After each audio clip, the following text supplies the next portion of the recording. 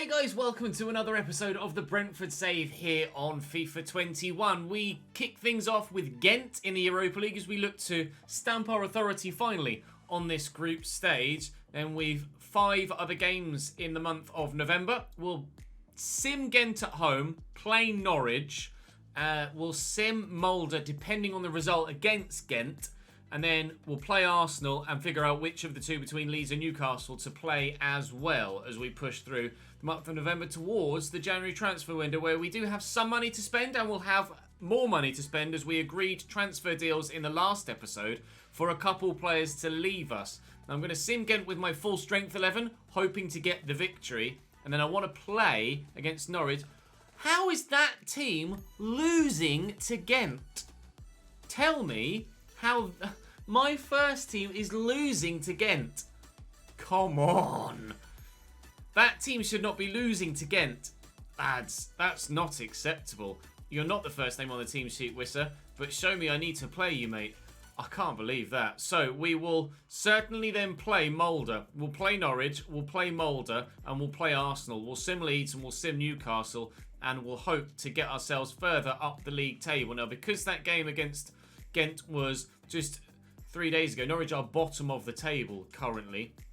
I'm actually going to play this with that team and hope that players like Lindgren and Weaver and Søndergaard can stamp their authority on a game in the Premier League and put themselves forward for replacing someone like Ivan Toney should they leave in a future transfer window. And for us to be able to replace in-house rather than buy in. That was a question or an idea put to me in the comment section of the last episode. And I like that idea. If Weaver and Søndergaard and players like that can force their way into the picture, then absolutely we could replace from within. So we'll go and play Norwich away from home at Carrow Road. And then after that, we'll tackle the rest of the season, or rest of the month, sorry, from there. But for the time being, let's see if we can't get ourselves a decent performance here against Norwich and hopefully at least start winning in played games, even if somehow we lost that game against Ghent. That baffles me, it really does. Drop the video a like if you enjoy. Make sure you subscribe to the channel so you don't miss out on any further content.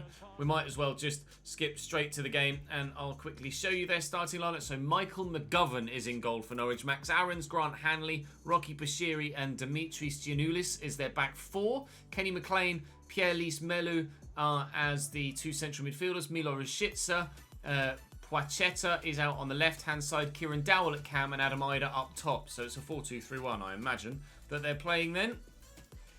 Indeed it is. Right, bottom of the table Norwich. Yes, I'm playing my weaker side, but we should still get the result here. Although I was playing my stronger side against a much weaker Ghent, and they still weren't able to get it done. So, who knows?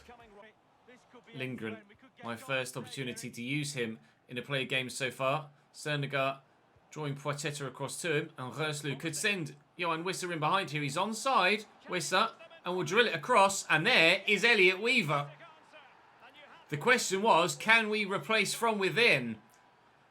The answer might genuinely be yes. Elliot Weaver doesn't get that much first team opportunity. When I have played with him, he's not been spectacular. He does pop up with the odd goal, but they tend not to be that too difficult to finish like that. His overall play hasn't been amazing, but given more first team opportunity and further growth, then maybe he can grow into the player that could genuinely replace Ivan Toney later in this save. Max Aarons held me up well. Lindgren's going to have to get back, do a little bit of defending here perhaps. Bit of chasing. Max Aarons is quite quick, isn't he? Here's McLean again. Essentially to Lise Melu. Won a penalty for Norwich at the weekend in their 2-1 defeat against Leicester. Scored against us previously in this save as well, I think, Lise Melu. Trying to win the ball back off their forward players. He's turning out to be quite a bit more difficult than I hoped it would be. Solid outmuscled the man in the middle there and then still ended up losing possession. Janelt's touch is good enough there. And we'll have some sort of counter-attack here. They do have a number of bodies back still. Berg will look for Lindgren. I actually can't remember if he's right or left-footed, Lindgren, but I know he's got some decent pace. Oh, and that wasn't far away, actually, from the edge of the box. Didn't quite have enough whip on it, but worth an effort and very nearly sneaking in that far corner. That really wasn't far away, was it? To Berg. Wisser is there. Elliot Weaver's making a run, so we'll use him. Bashiri straight across to deal with it. That's what Ivan Toney does better. He's power through challenges like that, or ride them at the very least. Here's Rashica down the right-hand side of their attack. Robert Sko trying to chase with him. Sko's a player that's leaving us in January when the window opens, of course. Looking to replace him with Samikas and bring in some more quality at left-back and crucially a little bit more pace in the rotation role as well. Rico Henry is obviously very fast. That's not where that ball was supposed to go. Rico Henry is obviously very quick. Oh, that's nicely done. And Sernegard and Weaver combine. They could well be the future of this team long term. Sernegard and Elliot Weaver. And they've done beautifully well there. That's a lovely second for us. We'll take that and we'll be very happy with it. Good header by Weaver. Squeezed through there to Sernegard. Giannoulis has the pace to get back at me though. Now he's looking to go on counter for Norwich. He might have to be careful not to lose the ball in a poor area though, in the middle of the field. He has done well to do that. Still we lead by 2-0 as we approach half time. Hopefully that'll still be the case at full time too. Giannoulis driven into Adamaida. They're looking for one back before half time here. Norwich. McLean has options. Dowell. He's Malou. Kieran Dowell across to Adamaida. Could go for goal. Has done. Those near post shots are really frustrating. Doesn't matter who you got in goal. Sometimes you can't keep them out. Kieran Dowell across to wider. Take a touch. Drill at home at the near post. And Norwich are back in it. Only his second goal of the league season for Adamaida up top for Norwich. Literally the last kick of the game. Or of the half even. Thankfully, there's more of the game to go. Although, maybe I might not be so thankful if they end up getting a second. I would rather that have been full time and we just take a 2-1 win. It's their only shot the bloody game. Solet will try and get back into defensive shape. Here's Lys Malou. He's got options. And he's found one round the corner and somehow Adamaida has squeezed that underneath the goalkeeper. We really do wish that the final whistle was the half-time whistle because Norwich have found a second and they are level. Adamaida somehow squeezing that into the back of the net. I thought I'd covered off the angle for the pass. Oh, he's just reached it with his right leg there, David Raya, and it's gone underneath it just as he's outstretching that right leg. So unfortunate not to keep that out the goalkeeper. That one not necessarily as frustrating gameplay engine-wise as the first. That's just a very good goal. That's a very bad pass. Well, a 2-0 lead thrown away. Maybe we might have to call on some of the first team players to get this result done. Ingrid waiting for the overlapping run of Sko on the outside. They're just backing off Norwich. They're not really wanting to close anybody down. And they're just getting further and further towards their goal. Elliot Weaver with a lovely jink to get past the teammate. Past the defender even. Oh, I said teammate. Looking for a teammate in the middle was going to be my next line. Brain getting ahead of mouth or mouth getting ahead of brain. I'm not sure which way around that was. Sernegard through the gap to Elliot Weaver. Was a lovely little lofted touch to get past the defender when he broke into the box. But we haven't been able to turn it home and find ourselves back in front. I have changes in the offing. Ivan Toney's on his way in. Wisser still able to hold the stamina on the right-hand side, but I might take Lindgren off sooner rather than later. De Silva is coming on as well for Janelt in the midfield. Wisser is a player that I wish was actually a little bit better than he has been. Not a player we purposefully chose to bring to the club. It's a player that Brentford have brought in real life, and that's going to be a pen. And we've matched the signing. But Pontus Jansson is a player we decided to keep. And unfortunately, wasn't quick enough, reaction-wise, to step in there and get the ball away. Rashica, finds the bottom corner beautifully. 2-0 down, Norwich. Now they're 3-2 up. Sko into Berg, across to Sernegard. That's a strong challenge and a fair one, apparently. Won the ball. Didn't think he did, to be honest. Bashiri to Dowell. That's loose from them. And we'll win that back. Couldn't turn inside McLean, though, with Berg. And he can't get on the end of that either. Rashica forward to Hugill, who's come off the bench for Norwich here to replace Adamaida, who scored 2 of their 3 so far. We've got Leeds next, but this is not the start to the episode we were hoping for today. That's wide, and tamely so. I'm going to make another change now. I'm going to take Lindgren off, and I'm going to bring Ben Rama on out wide. It's been a great source of goals for us so far this season, and hopefully can be so again, this time from a wide area rather than a narrow central one. I need something, and I need something quickly. Preferably two, but let's just concentrate on getting one first, shall we? But Ivan Toney could be in here for that one. And is. Game on again. Come on. Here we go. 3-3. First loop. Come on, Wissa, make me a run. Here's Søndergaard. Time is really running out for us now. Wissa. Worslew round the corner. It would be superb if we could win it this late on. Oh my lord, I am so sorry, Norwich. So very sorry indeed. 2-0 down, they fight to 3-2 up, and still, in the final 10 minutes, end up losing the game. Johan Wissa pokes home at the second attempt. Pulled back to him, should have finished the first, kicked it straight at the keeper. The second one went more in the corner as it needed to, and we will win this game at Carrow Road. Oh, well, they scored in exactly the same circumstances time-wise at the end of the first half. We've just done it at the end of the second, and we've been able to see the result through. That manager character is huge compared to me. Is my guy tiny, or is that guy an absolute mountain? I'm not sure which way round it is. Oh, the relief to actually get that victory. Unbelievable. What a game of football. 7 goals. Jesus Christ, what way to start. Defeat to Ghent with our strongest 11, and then having to rely on some of those stronger 11 players to come in to the weaker team off the bench. You've still got plenty to prove, Marcus. Don't worry, mate. To come off the bench and win us the game against Norwich. Up next was Leeds, but we'll sim that. We'll play Mulder and we'll play Arsenal and sim Newcastle too. Up to 7th and only 4 points off that top 4.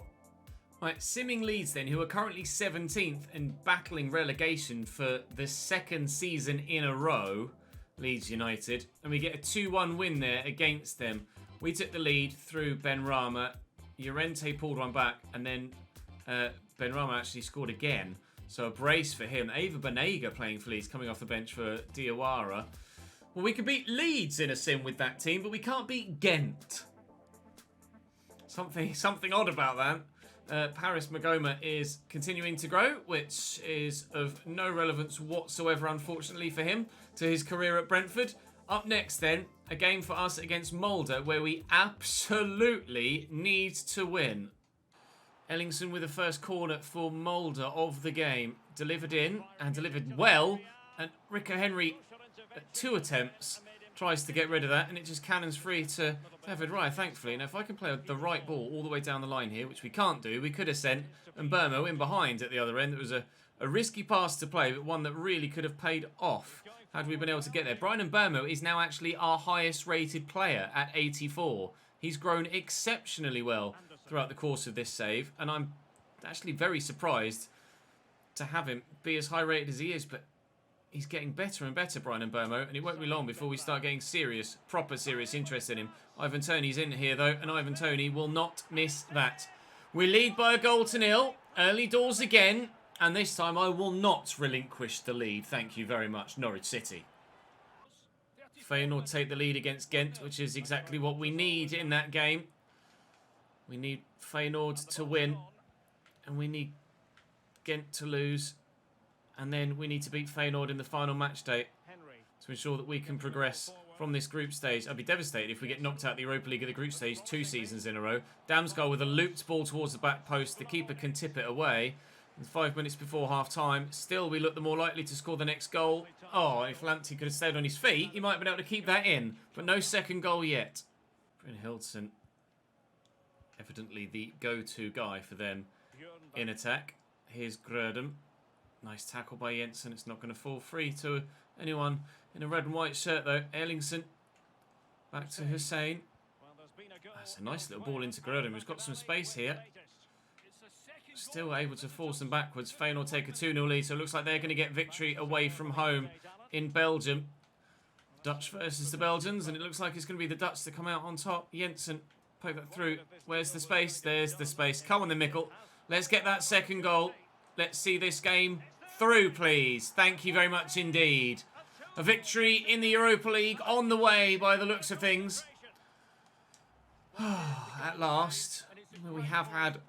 Well, to be fair, this is match day 5 of the group stage, and this would be win number 1, inexplicably, in a really weak group. Can't explain how we've been as poor as we have in the Europa League so far in this save. Not just this season, last year too. But we're 2-0 up here now against Malden. We should hopefully get the victory from here on out. Half an hour to go. I just asked Norwich what can happen in half an hour's worth of second half football. That's a decent delivery. It's also a good clearance play as we concert. Support is with me. Just go sideways and then look from Burmo. Here comes the counter. Provided... Oh, he's so quick, this Ricer guy. I remember him from the last game. Just absolutely melted Ivan Toney in a foot race. And he's just done the same to Brian and Burmo, who himself is no slouch in a straight line. Have a look at that Ricer guy. See what he looks like.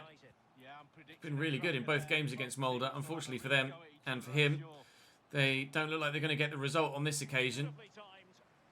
They got a point last time we played him. Brian and Burmo, I could go to him again. I will look to.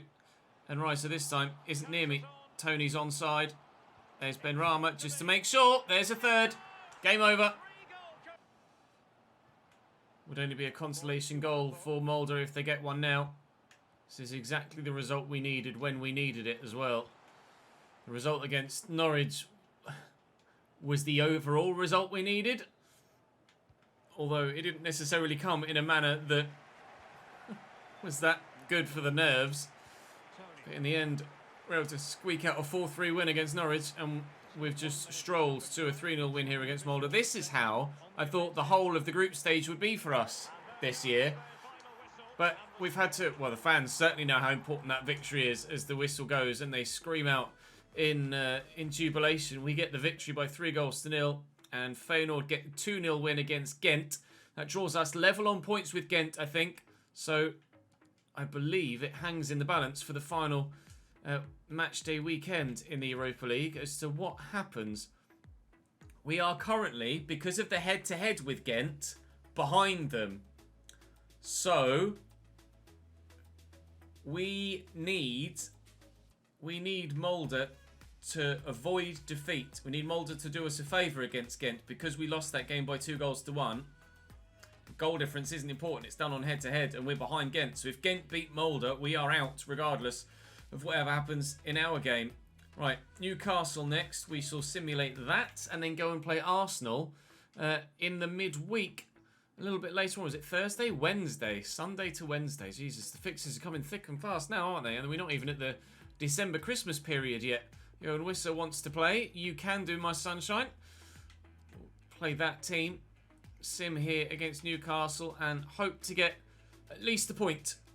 We get all 3. Elliot Weaver wins us the game with an early second half goal. A 1-0 victory against Newcastle away from home. Unsurprisingly strong result, but we'll take it. We are 6th and we are a point outside the top 4.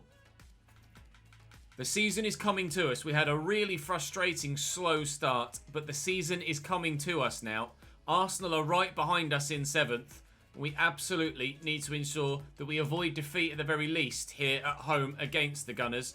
Upcoming, to this point, probably the biggest game of our season. Arsenal, Bernd Leno in goal. Bellerin holding Militao and Tavares. Thomas Partey and Koke holding. Jesus Corona, Emil Smith-Rowe and Gabriel Martinelli with Luis Muriel up top. That's a decent looking Arsenal side, I have to be honest.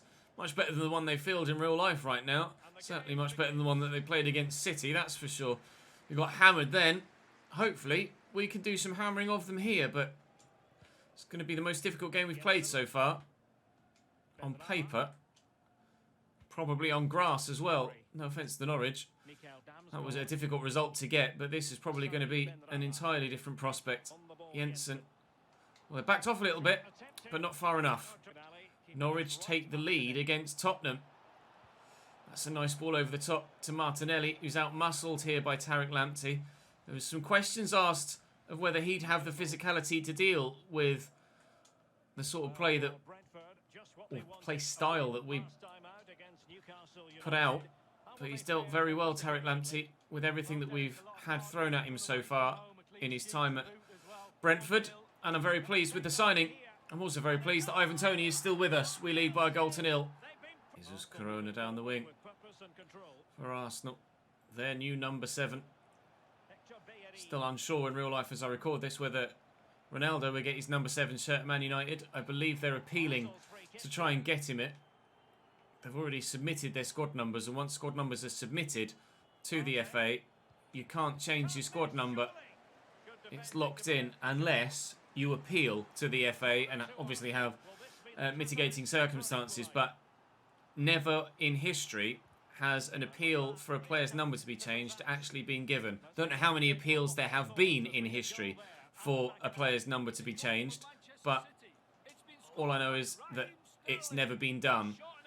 But I think commercially for the Premier League, it certainly would make sense for them to allow it on this occasion to have CR7, which is the whole part of his image, back in the Premier League. Rumours are if he doesn't get that number, obviously Edinson Cavani has to be willing to give the number to Ronaldo as well. If Cavani doesn't want to let up the number 7 shirt, then Ronaldo can't get it anyway. But I believe Cavani has said that he's happy to give the shirt if the appeal is successful. We're very nearly successful in getting ourselves a second goal here. Cross will come in from Matthias Jensen. It's delivered well. Ivan Toney's going to win this header, and Ivan Toney will score this goal. That is 2-0. And we are solid again at home. This is turning into a real fortress now. Muriel. Brozovic might be coming to Leicester, apparently. They were challenging it towards the top of the table. I don't think they've dropped off so far this season. If they're going to strengthen in January, it could really be genuine title contenders this season, Leicester City. Not sure. Oh no, it's Manchester City. Just as I said Leicester City, they said Manchester City, and I got myself confused for a moment. So we'll have a look at the league table, obviously, at the end of the episode, which hopefully will see us just as close to the top 4, if not maybe even in the top 4. Ivan Toney's on, actually, I think, for a perfect hat-trick in this game, isn't he? And we'll try it. But still half an hour to go to try and add that third. Arsenal haven't really offered me much going the other way. I haven't really had to do much defending. So with 25 minutes-ish to go, Burmo Villa on the 4th of December is the next game for us. And this early looking for Ivan Toney. Volley that. How's Bernd Leno kept that out? Oh my God. A change for Arsenal. Thomas Partey going off and on in his place Lucas Torreira. How the hell has Bernd Leno kept that out? What a save. Nearly opened up for Benrahma there. Might open up for Jensen. Trying to get the shots off quickly. Eder Militao in the way. Is it a corner? It is. Still the chance to add a third. As ever, we'll look for Ivan Toney. Won't find him. Esri Konsa wants to get in on the act, though, but his header is comfortably saved down low by Bernd Leno. Less than 20 minutes to go. Still 2-0. The game will surely see us win now. We could just try and tick the clock down, but I'd love to get Ivan Toney a perfect hat-trick if we can. He's had the chance for one previously. I think he has actually gotten one previously in this save. Someone's gotten a perfect hat-trick previously in this save. I can't remember if it was actually Ivan Toney or not. I think it may well have been. But Arsenal have been, well, non-eventful in this fixture, unfortunately for them. But it pulls us 6 points clear of them below us in the table. And potentially, with other results, may move us up into the top 4 or draw us very close to it. Benrahma looking for Toney. Well, it has to come now. I don't think it will. It won't. There's the final whistle. We get the victory and we march on towards the top 4. This season is getting better and better for us. Very, very slow start, as we say, but dominant performance against Arsenal. We finished Season 1 in 8th. We finished Season 2 in 6th. We're aiming for the top 4 in Season 3, and we are goal difference withstanding level with the top 4. With Aston Villa to cut... Oh, never mind. An extra game has been played. We've dropped Villa, Feyenoord, Southampton and Tottenham tomorrow. Then West Ham, Burnley, Everton and Villa the day after that. We are on the brink of getting ourselves into the top 4 in the Premier League, and Leicester still lead the way. Mentioning that they were strengthening, I mean, they are 8 points. No, brain. 6 points clear at the top of the table, but have won 14 of their 16 games. Incredible start from Leicester City to the season so far this year. Tottenham in their game in hand have Leeds away. We have Aston Villa away, so we could potentially go above Spurs. It's not easy, Ellen Road, a place to go to. Easier place to go, Ellen Road. Leeds are still 17th though. Could go either way, but we will hope to win at Villa Park, but we shall find out tomorrow whether we will or not. That will be all for today. Thank you very much for watching, guys. Drop the video a like if you have enjoyed. Make sure you subscribe so you don't miss out on any more, and I'll see you tomorrow.